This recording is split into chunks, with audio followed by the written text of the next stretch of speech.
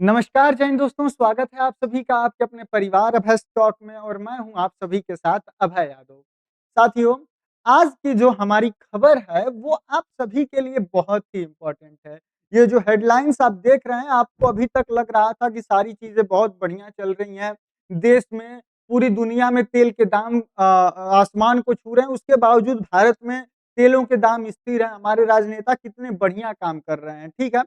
तो अभी आप सभी लोगों को पता था कि हमारे भारत में 5 जगहों पर 5 राज्यों में चुनाव थे और कहीं न कहीं ये उन चुनावों का परिणाम था कि जो दाम थे उनको कंट्रोल करके रखा गया था। सरकार भी जानती है कि अगर जो डीज़ल, पेट्रोल के दाम हैं वो बढ़ेंगे तो ओवरऑल पूरी महँगाई बढ़ जाएगी, पूरे भारत के अंदर महँगाई बहुत ऊपर चली जाएगी। इसलिए केंद्र सरकार ने अपने जो टैक्सेस लगते थे, उन टैक्सेस को हटा दिया था और जिसकी वजह से पेट्रोल और डीज़ल के दाम यहाँ पर स्थिर बने हुए थे। लेकिन यह सिर्फ़ और सिर्फ़ आम जनता के लिए था, यानी कि जो आप लोग हैं, मतलब हम लोग हैं, जो कंज़्यूमर हैं, जो हम लोग जाकर पेट्रोल पंप से तेल भराते हैं, इनके लिए ये सेम रेट था। लेकिन यह रेट उनके लिए सेम नहीं था, जो कि यहाँ पर इंडस्ट्रियल हैं, जो थोक में तेल खरीदते हैं। अब आप लोग कहेंगे कि थोक में तेल कौन खरीदता है? तो देखिए, थोक में तेल वो लोग खरीदते हैं, जैसे बड़ी-बड़ी इंडस्ट्रीज़ हैं, तो उनको अपने वाहनों को चलाना है। बड़े-बड़े जो माइनर्स हैं, जो मतलब क्या कहते हैं कि खनन विभाग में काम करते हैं, सरकारी बसेज़ जो चलती हैं, तो जो वो एजेंसियाँ होती हैं, तो वो लोग अब मतलब एक-एक गाड़ी को तो लेके पेट्रोल पंप पर जाएँगे नहीं, तो वो लोग जो है थोक में तेल खरीदते हैं, तो वो उनको जो तेल पड़ता था, वो थोड़ा सस्ता पड़ता था। लेकिन यहाँ पर इस बार उल्टा हो गया। इनका तेल महँगा हो गया। मतलब अब मान लीजिए आप नॉर्मली सब्ज़ी मंडी जाते हैं।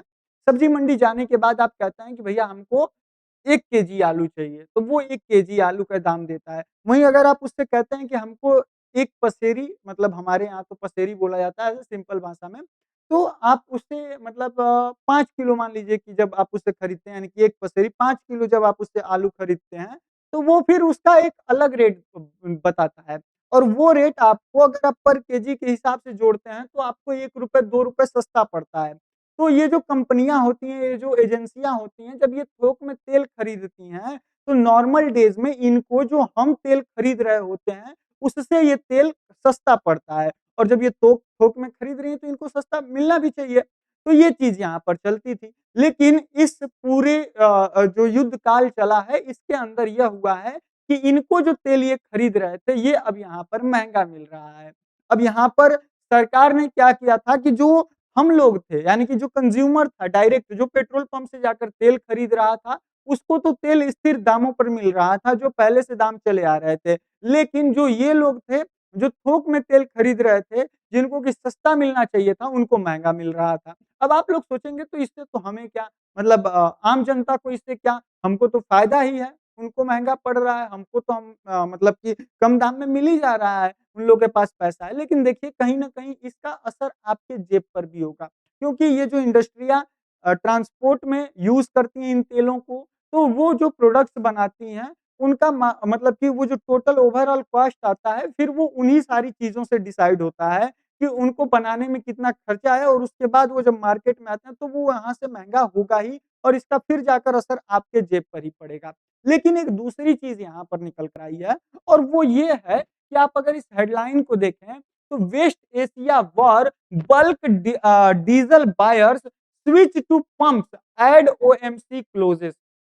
यानी कि यहाँ पर जो बल्क में तेल खरीदने वाली कंपनियाँ थीं, ये अब क्या कर रही हैं कि ये जो पेट्रोल पंप्स हैं, अब उनके पास जा रही हैं तेल भराने, यानी कि अपनी सारी गाड़ियों को कह रही हैं कि देखो भैया, हम बल्क में तेल अब नहीं खरीद के आएँगे, तुम जाकर अपने नियरेस्ट जो पेट्रोल पंप है, उससे तेल भरवा लो, क्योंकि वहाँ पर तेल सस्ता पड़ रहा है। तो आइए आपको पूरी घटना समझाते हैं और इससे जुड़ी और जो इम्पोर्टेंट फैक्टर्स हैं, वो सारी चीज़ें आपको यहाँ पर बताते हैं, जिससे कि अब आपको समझ में आएगा कि ये जो राजनीति कहिए या फिर जो भी चीज़ें कहिए, देखिए, फिलहाल चीज़ें अभी भी स्टेबल हैं, लेकिन आने वाला समय जो होगा, वो थोड़ा-सा चिंताजनक हो सकता है, अगर चीज़ें नॉर्मल नहीं हुई तो। उसको आप यहाँ से समझ सकते हैं। चलिए आगे स्टार्ट करते हैं। साथियों, यहाँ पर जो बल्क बायर्स हैं, इन्होंने बल्क बाइंग करना छोड़कर थोक डीजल और पेट्रोल पंप पर जो है कि ये सहारा ले रहे हैं, यानी कि ये पेट्रोल पंप की तरफ यहाँ पर अग्रसर हुए हैं।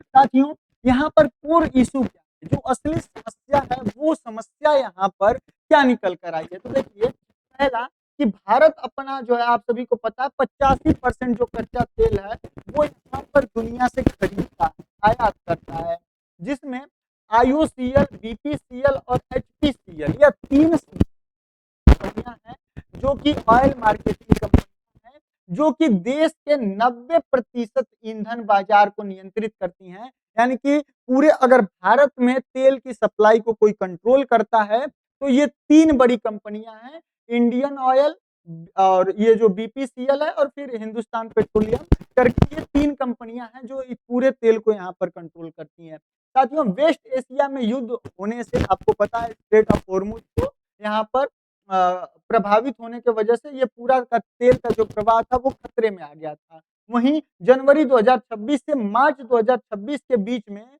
जो इंडिया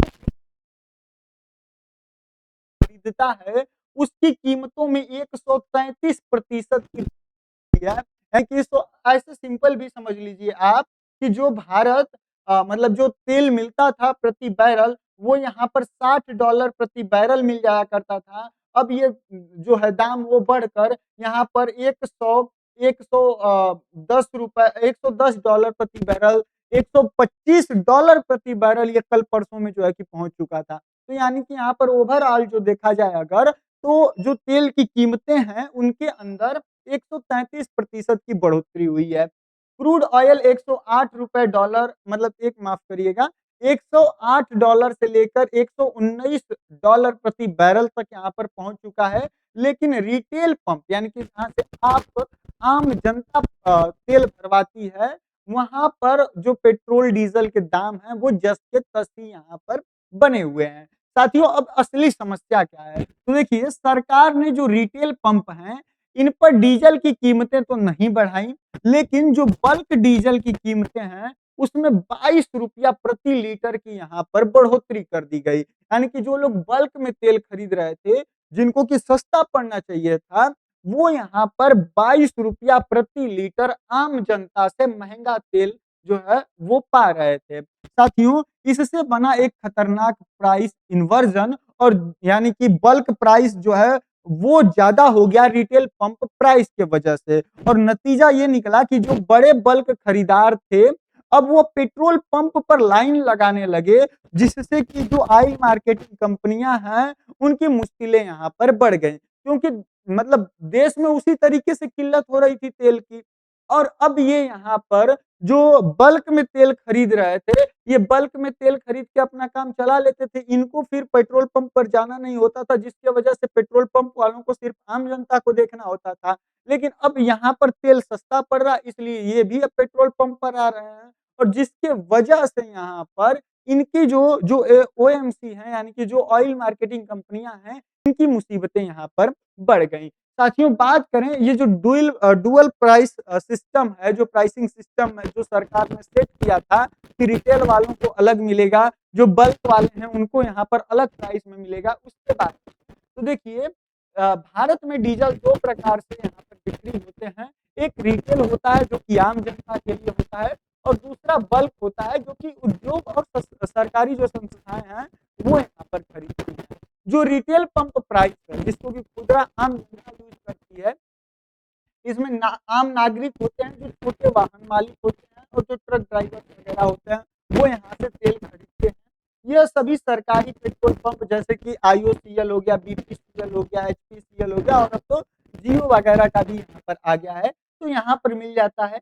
अगर देश की राजधानी दिल्ली में बात करें, तो मार्च 2026 में यहाँ पर जो तेल का दाम था वो ₹87 से लेकर ₹88 प्रति लीटर यहाँ पर था, और इसका उद्देश्य था जो कि अभी भी यहाँ पर अनचेंज्ड है, यानी कि अभी भी ये दाम उतना ही यहाँ पर बना हुआ है। इसका उद्देश्य यही था कि महंगाई जो है वो आम जनता के ऊपर न जाए, आम जनता महंगाई से यहाँ पर बची रहे।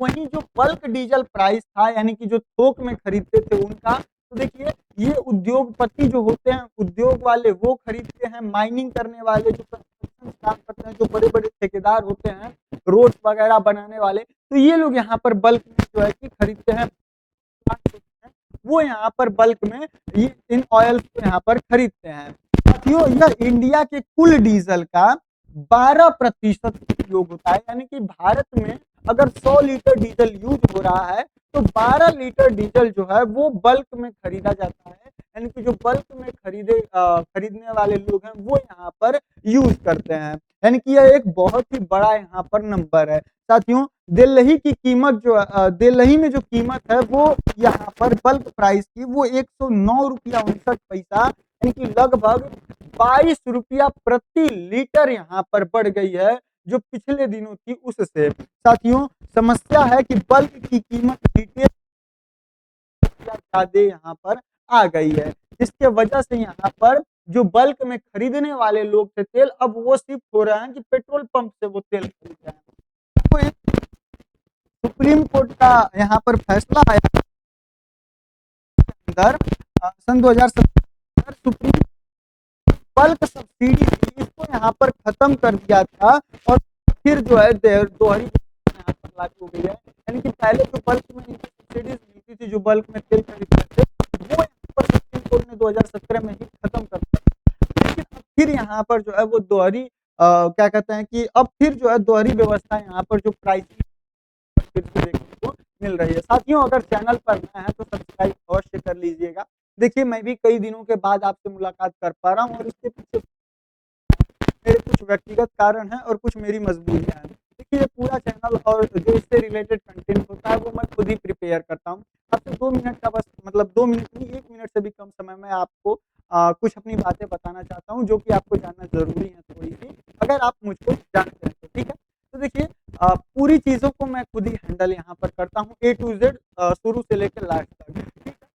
यहाँ पर मैं भी अभी स्टूडेंट हूँ, पढ़ रहा हूँ, तो मेरे भी कुछ पेपर्स वगैरह थे, तो उन सभी पेपर्स को देना और भी कुछ चीज़ें चल रही थी बैकग्राउंड में, जिसकी वजह से मैं इन सारी चीज़ों को नहीं कर पाता हूँ। और आपको लगता होगा कि ये वीडियो आप देखते होंगे, कुछ भी करके चले जाते हैं, फिर ना लाइक करते हैं, ना चैनल को सब्सक्राइब करते हैं, बस वीडियो को देखकर चले जाते हैं। लेकिन साथियों, इस पूरी वीडियो को बनाने में कम से कम 3 घंटे का समय लगता है, एक वीडियो को बनाने में, और उतना समय पिछले दिनों नहीं मिल पा रहा था कुछ कामों की वजह से, और बहुत सारे फंक्शंस थे तो उनके वजह से। तो आप लोगों से भी मैं अनुरोध करूँगा कि कृपया करके चैनल को सब्सक्राइब कर लीजिए, अगर चैनल पर देख रहे हैं तो, क्योंकि ये हमारा मोटिवेशन होता है इन 3 घंटों को यहाँ पर इन्वेस्ट करने का। तो कृपया करके सब्सक्राइब कर लीजिएगा, और मैं अब प्रयास करूँगा कि आपको, अगर मैं इस तरीके से बोर्ड पर सामने आकर आपको ना बता पाऊँ, तो कोई एक अन्य विकल्प मैं तलाश कर रहा था, जो कि मुझको मिल चुका है, और वो अगर आपको पसंद आएगा तो कृपया बताइएगा ज़रूर। तो उस तरीके से आप तक जो है कि वीडियोज़ को मैं पहुँचाता रहूँगा। तो अगर चैनल पर नया है तो सब्सक्राइब ज़रूर करिएगा, क्योंकि यहाँ पर आपको 100% सही पूरी न्यूज़ का एनालिसिस करके वो हम आप तक यहाँ पर पहुँचाने का काम करते हैं, ठीक है? चलिए आगे बढ़ते हैं। अब बात करें कि जो ये प्राइस इन्वर्जन हुआ, ये क्या हुआ? इसका घटनाक्रम। तो देखिए, यहाँ पर जब युद्ध स्टार्ट हुआ तो स्ट्रेट ऑफ हॉर्मुज़ को यहाँ पर बंद कर दिया ईरान ने, जिसके वजह से यहाँ पर ग्लोबल जो ऑयल सप्लाई था ये यहाँ पर डिस्टर्ब हुआ। जिसके बाद से यहाँ पर जो क्रूड ऑयल की कीमतें थी वो रॉकेट बन गई, और यहाँ पर लगभग 133% यहाँ पर जो है कि क्रूड ऑयल की कीमतों में प्रति बैरल यहाँ पर इजाफा हुआ। जिसके बाद ओएमसी को भारी घाटा होने लगा, यानी कि जो ऑयल मार्केटिंग कंपनियां हैं, डीजल पर रिटेल पर जो है लगभग 13 रुपया 50 पैसा प्रति लीटर, और पेट्रोल पर 1 रुपया प्रति स्टार्ट हो गया था। सरकार यहाँ पर डीजल प्राइसेस हैं उनमें यहाँ पर 22 रुपए की। सोचिए कि आम जनता को जो यहाँ पर रिटेल वाले से जो इसको घाटा हो रहा था, वो उठाकर बल्क जो है यहाँ पर कवर कर लेते हैं।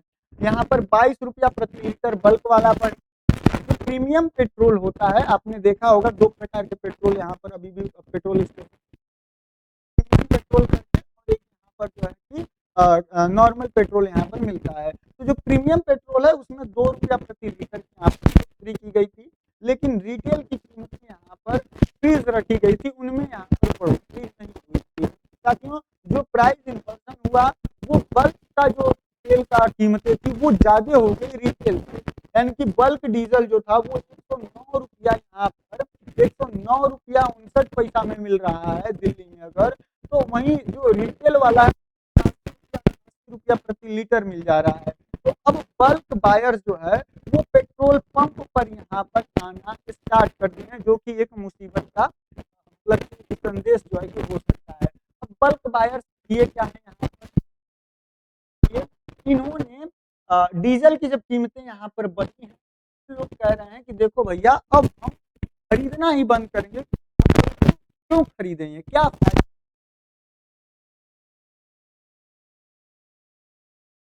ये लोग कह कि अब देखो अब यहाँ से जो है जितने भी मैन्युफैक्चरिंग माइनिंग कंपनियां हैं ये सीधे बल्क से जो है तेल खरीदती थी, अब ये नजदीकी पेट्रोल पंप की ओर बढ़ने लगी कि देखो पेट्रोल पंप से यहाँ पर तेल खरीदो।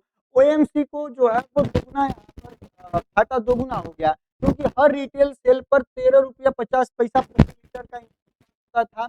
अब बल्क बायर्स भी यहाँ पर रिटेल पर ही आ गए, तो टोटल वैल्यूम यहाँ पर बढ़ गया और जो है कि लॉस यहाँ पर वो बढ़ गया, यानी कि जो बल्क में खरीदते थे तो उनसे कुछ प्रॉफिट होता था, वो प्रॉफिट हो नहीं रहा है, क्योंकि अब ये भी पेट्रोल पंप पर आ गए। पेट्रोल पंप में पहले से घाटा में चल रहे थे, मांग और बढ़ गई और घाटा में चले गए। ठीक है, पंप पर भीड़ भी बढ़ गई, रिटेल पंप पर अचानक ज्यादा डिमांड आई, जिससे कुछ जगह शॉर्टेज जैसी स्थिति बनी, और जैसे आंध्र प्रदेश में यहाँ पर जो है कि रिपोर्टेड किया गया था। वहीं सप्लाई चेन भी यहाँ पर बिगड़ गई, क्योंकि ओएमसी सप्लाई में कसावट लाई, क्रेडिट टर्म सख्त किए, जिससे कि डीलर्स और जो रिस्टॉकिंग थी वो यहाँ पर इसको जो है कि यहाँ पर इन्होंने धीमी कर दी। अब साथियों बात करें कि जो इसका इकोनॉमिक लॉजिक था वो क्या था, सरकार ने यह किया क्यों, तो देखिए सरकारी जो तर्क है वो कि महंगाई को नियंत्रण करना है, यानी कि इनका कहना था कि हम जो है वो महंगाई को नियंत्रित करना चाह रहे थे, यानी कि रिटेल की कीमतें बढ़ता तो ट्रांसपोर्ट महंगा हो जाता, फिर हर चीज महंगी होती और यहाँ पर जो है तेजी से जो है महंगाई बढ़ जाती। वहीं राजनीतिक कारण था, असेंबली इलेक्शन यहाँ पर नजदीक थे और आम जनता को राहत देना जरूरी, कोई योजना हो कोई भी चीज यहाँ पर की जाए वो आम जनता के लिए तभी होती है कि जब यहाँ पर क्या कहते हैं कि चुनाव होता है। मैं आगे आपको दिखाऊंगा, कुछ लेके आया हूँ, खैर दिखाई देते हैं, पहले ही दिखा देते हैं आपको। यहाँ पर आप न्यूज देखिए, 1 मई 2026 की न्यूज है, गवर्नमेंट ने एक्सपोर्ट ड्यूटी जो है वो डीजल पर 23 रुपया प्रति लीटर यहाँ पर बढ़ा दिया है, और 33 रुपया यहाँ पर जो क्या कहते हैं एटीएफ यानी कि जो एरोप्लेन वगैरह में यूज होता है फ्यूल, उसके ऊपर बढ़ा दिया है। इससे आपको ज्यादा फर्क नहीं पड़ेगा, कुछ भी फर्क नहीं पड़ेगा, क्योंकि अगर ये जो बेचना होता है कंपनियों को ये उनके लिए है, लेकिन आपको जो फर्क पड़ने वाला चीज है वो ये है कि जो कमर्शियल और उनकी कीमतों में 9 का जो कमर्शियल हैं बढ़ोतरी की गई है, और जो मिनी एलपीजी है उनके दामों में 261 रुपया की गई है सरकार के द्वारा। और ये जो है कि आप देख सकते हैं कि 3000 रुपए से भी ऊपर जो है ये दाम यहाँ पर चला गया है जो कमर्शियल सिलेंडर। धीरे धीरे जो है कि ये दाम अब बढ़ रहे हैं, क्योंकि चुनाव वगैरह हैं। ओएमसी बफर की बात करें तो देखिए फाइनेंशियल ईयर 2026 में जो ऑयल मार्केटिंग कंपनियां हैं इन्होंने लगभग 34,000 करोड़ रुपए का प्रॉफिट कमाया था, तो ये कुछ घाटा भी होता तो उसको ये झेल सकती थी। जो एक्साइज ड्यूटी थी उस पर कट कर दिया गया, यानी कि सरकार ने 27 मार्च 2026 को पेट्रोल डीजल पर 10 रुपया प्रति लीटर एक्साइज ड्यूटी घटा दी थी, ऑयल मार्केटिंग कंपनियों को यहाँ पर कुछ राहत मिली थी। वहीं खतरे और कीमत की बात करें तो देखिए यहाँ 10 रुपया प्रति लीटर ड्यूटी कट से फाइनेंशियल ईयर जो 2027 का होगा उसमें 1.3 से लेके 1.7 लाख करोड़ रुपए का रेवेन्यू भारत सरकार को यहाँ पर घाटा होगा। वहीं जो फिजिकल डेफिसिट है उसका भी यहाँ पर खतरा है। भारत की जो जीडीपी है उसका 0.3 से लेकर 0.4% की डेफिसिट यहाँ पर बढ़ सकता है, और जो कैपिटल एक्सपेंडिचर है वो यहाँ पर घट जाएगा। वहीं जो डाइवर्जन रिस्क है यहाँ पर कि जो बल्क बायर हैं वो रिटेल पर आएंगे, फेक डिमांड होगी यानी कि डिमांड्स बढ़ेंगी, और शॉर्ट सप्लाई होगी यानी कि सप्लाई फिर से यहाँ पर, क्योंकि आम जनता को ज्यादा से ज्यादा मैक्सिमम कोई अपने बाइक में भराएगा 4 लीटर 5 लीटर पेट्रोल भराएगा, क्योंकि सुचारू रूप से मिल रहा है। ये आएँगे एक बार में 100 लीटर 200 लीटर जो है तेल भरवा के लेके जाएँगे, तो मतलब शॉर्टेज होगा यहाँ पर। उसके बाद ब्लैक मार्केटिंग का भी यहाँ पर डर है, यानी कि जो तेल है वो फिर यहाँ पर ब्लैक में यहाँ पर बिकना स्टार्ट हो जाएगा। ओएमसी का हालत की अगर बात करें तो देखिए ₹22 प्रति लीटर बल्क हाइक बाद ₹32 प्रति लीटर घाटे में से जो है ₹10 प्रति लीटर घाटा यहाँ पर बचा हुआ है। यानी कि ये अभी भी जो है कि यहाँ पर प्राइस बढ़ने के बाद भी क्रूड ऑयल का ये लोग इसको स्थिर करके रखे हुए थे, जिसकी वजह से अभी भी इतना ये घाटे में चल रहा है। साथियों अगर टोटल देखा जाए तो यहाँ पर जनवरी से लेके मार्च के अंदर तक लगभग 133% पूरे क्रूड ऑयल के दामों में बढ़ोतरी हुई है। लगभग $119 प्रति बैरल इस समय जो है वो चल रहा है क्या कहते हैं क्रूड ऑयल। वहीं ₹13.50 जो है ओएमसी को प्रति लीटर यहाँ पर घाटा हो रहा है। डीजल पर ₹22 प्रति लीटर जो है बल्क डीजल के मूल्य में वृद्धि कर दी गई। मार्च 2026 की जो है हिस्सेदारी है पूरे भारत के कंजप्शंस का, वहीं 1.3 लाख करोड़ रुपया का भारत को नुकसान होगा फाइनेंशियल ईयर 2027 में, क्योंकि भारत ने जो एक्साइज ड्यूटी थी वो यहाँ पर घटा दी है। 85% भारत तेल का आयात पर निर्भर है। लगभग 100,000 करोड़ रुपए का नेट प्रॉफिट था इस जो 2000 फाइनेंशियल ईयर 26 में, इसके वजह से घाटा तो ये झेल सकते हैं, लेकिन इनको भी यहाँ पर सरकार ने राहत दी है। साथियों सरकार और ओएमसी का जवाब यहाँ पर है कि क्या कदम इन्होंने उठाए। 2026 को बल्क डीजल के प्राइसेस में यहाँ पर ₹22 की वृद्धि हुई प्रति लीटर। दिल्ली में बल्क डीजल जो है वो ₹87 से बढ़कर ₹109 यानी कि ₹110 ही मान लीजिए हो गया। वहीं प्रीमियम जो पेट्रोल था वो भी यहाँ पर ₹2 प्रति लीटर बढ़ा और रिटेल की कीमतें यहाँ पर कोई भी बदलाव उनमें नहीं हुआ। 27 मार्च 2026 को एक्साइज ड्यूटी से मतलब घटा दिया गया। ₹10 प्रति लीटर सरकार ने यहाँ पर घटा लिया, जिसकी वजह से जो फाइनेंस मिनिस्टर हैं हमारी निर्मला सीतारमण जी, इन्होंने पेट्रोल और डीजल दोनों पर से ₹10 प्रति लीटर जो स्पेशल एडिशनल एक्साइज ड्यूटी था उसको यहाँ पर घटा दिया। और जो यहाँ पर अपॉर्चुनिटी रिव्यू था यानी कि डायनेमिक प्राइस की समीक्षा करना, यानी कि जो सीबीआईसी के चेयरमैन ने इन्होंने कहा कि देखिए हर 2 हफ्ते के अंदर डीजल और जो एरोप्लेन में यहाँ पर फ्यूल यूज़ होता है उस पर एक्साइज और यहाँ पर स्थिति को जो है कि यहाँ पर देखा जाएगा। अप्रैल 2026 में फिर यहाँ पर नेशनल स्टॉक पर्याप्त हुआ, पैनिक न करें, मतलब कि यहाँ पर बताया गया पेट्रोलियम मिनिस्ट्री की तरफ से कि देखिए सारी चीज़ें हमारे पास हम अंडर कंट्रोल हैं, सिचुएशन अंडर कंट्रोल, सारी चीज़ें यहाँ पर उपलब्ध हैं, चाहे वो पीएनजी हो, सीएनजी हो, सबका सप्लाई ठीक है, नेशनल पेट्रोलियम स्टॉक पर्याप्त है, पैनिक और बाइंग से यहाँ पर बचने की यहाँ पर सलाह दी गई। लेकिन फिर भी बात यही है कि अब चुनाव वगैरह खत्म हो चुके हैं, आप लोगों ने यहाँ पर आगे देख भी लिया कि जो दाम है वो यहाँ पर किस तरीके से कमर्शियल के बड़े हैं, खैर घरेलू के अभी भी स्थिर हैं, लेकिन कब तक सरकार जो कंपनियां हैं वो इस चीज़ को झेलेंगी वो देखना होगा, क्योंकि एक लिमिट होती है। तो हम लोग तो चाहेंगे यही कि जल्द से जल्द युद्ध खत्म हो, चीज़ें नॉर्मल हो, नहीं तो फिर आने वाले समय जो अभी फिलहाल स्थिर दिख रहा है, ये स्थिर नहीं रहने वाला है। आगे आपकी क्या राय है कमेंट सेक्शन में ज़रूर बताइएगा। चैनल पर नया है तो सब्सक्राइब ज़रूर करिएगा साथियों। और मैं इसको और बेहतर क्या कर सकता हूँ वो आप कमेंट सेक्शन में ज़रूर बताइएगा। चलिए मिलते हैं अगले वीडियो में किसी अन्य टॉपिक के साथ। तब तक के लिए आप सभी का बहुत-बहुत धन्यवाद। जय हिंद, जय भारत।